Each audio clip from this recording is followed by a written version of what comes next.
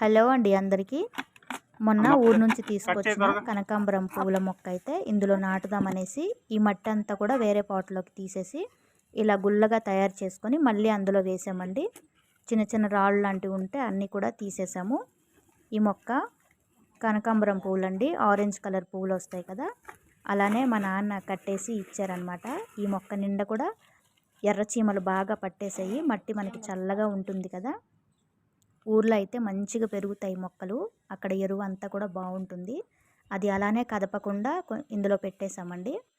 మట్టి సగం వరకు వేసుకొని ఆ మొక్కని అందులో నాటేసి మళ్ళీ మిగిలిన మట్టి కూడా అందులో వేసుకున్నాము. నా దగ్గర పెద్ద పాట్స్ అవి లేవండి, ఇప్పటికివే అందుబాటులో ఉన్నాయి. ఇవి కొద్దిగా బతికిన తర్వాత చూసుకొని పెద్ద పాట్లోకి రీపాటింగ్ అనేది చేస్తాము.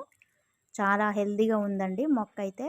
పువ్వులు చాలా చక్కగా పూస్తాయి, ఆరెంజ్ కలర్ కనకాంబరాలు. Thank you.